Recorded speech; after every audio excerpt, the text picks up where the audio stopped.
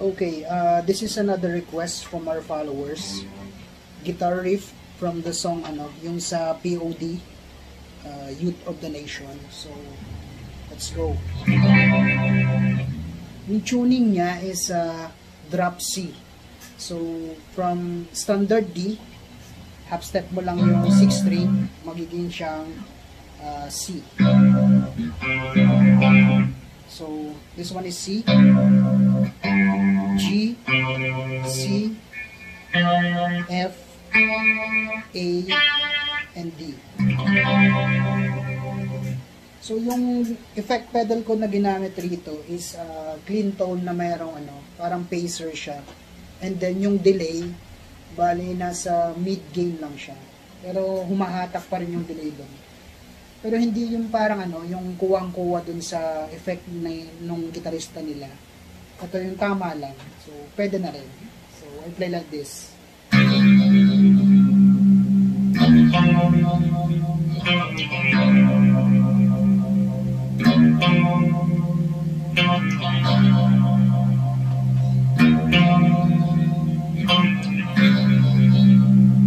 So, that's our first riff.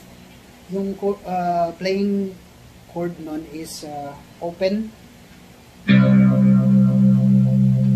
and then E3, and then D5.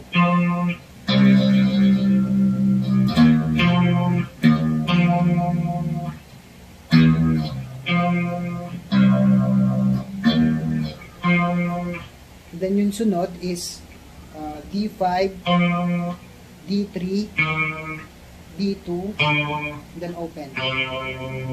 So slow.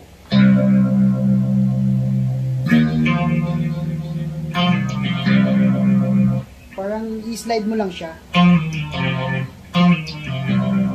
And then dapat mabilis yung open 6th string mo doon. So ganito.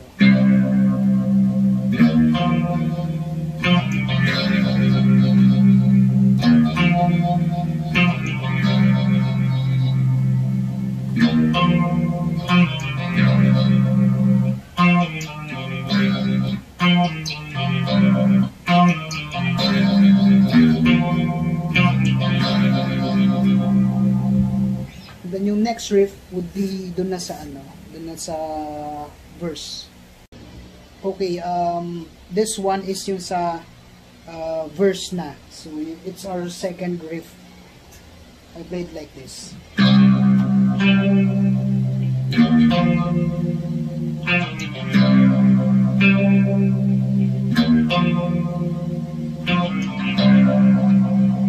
So yung playing note doon is open 6th string, and then D7,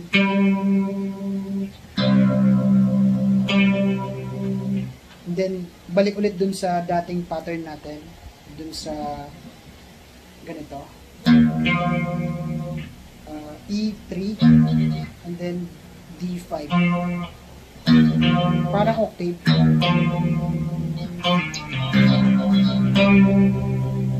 Balik ulit. I think it's 6 times or 4 times.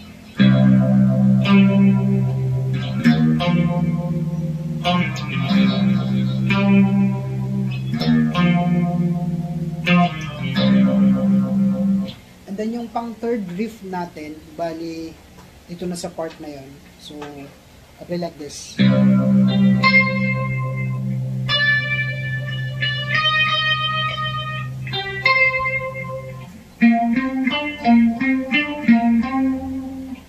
So yung playing chord is open 6th string, open, and then G14, B15. So slow. Next would be E12, and then E13. So ulit.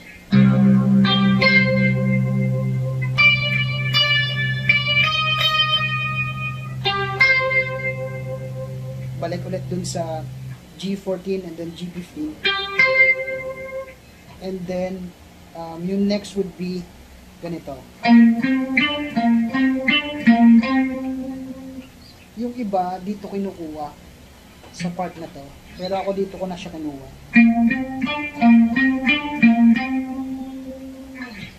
So, ulit.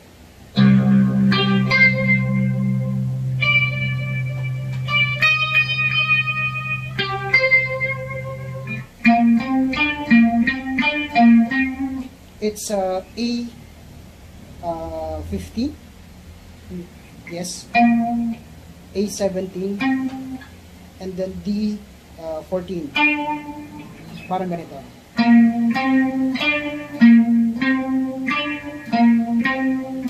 Two times, tapos yung last would be A15 tapos A17. So, ulit.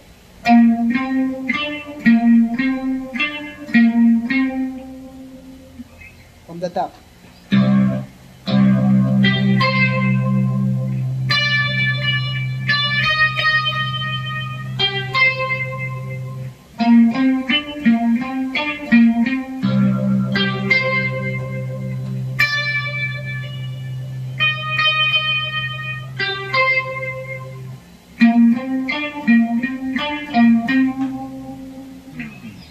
And then yung next nito is yung yung solo part. Okay, for our fourth riff, ito na yung guitar solo niya. Bale, ito na din yung last riff niya for that song. So, I'm using distortion doon. So, from low to mid gain lang. Okay, like this.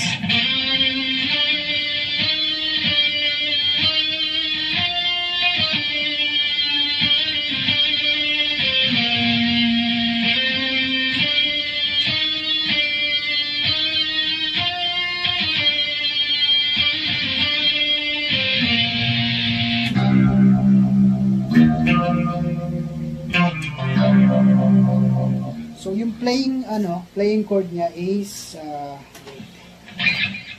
from D12, D14, D15, D17, parang ganito.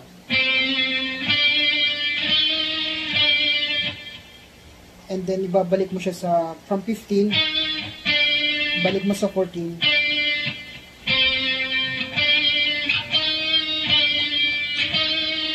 Balik sa 15, 17, 17 again, 17, 15, 14, ulit.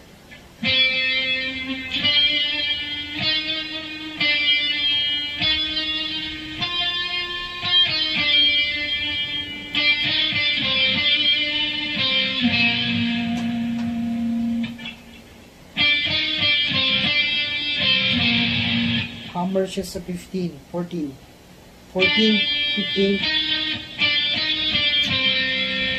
and then 12, 14, 12 again, tapos sa 10 na, D10.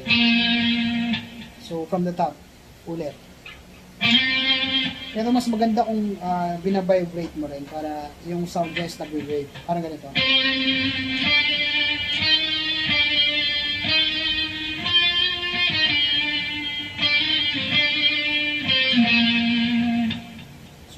Slow para mag-gets niya.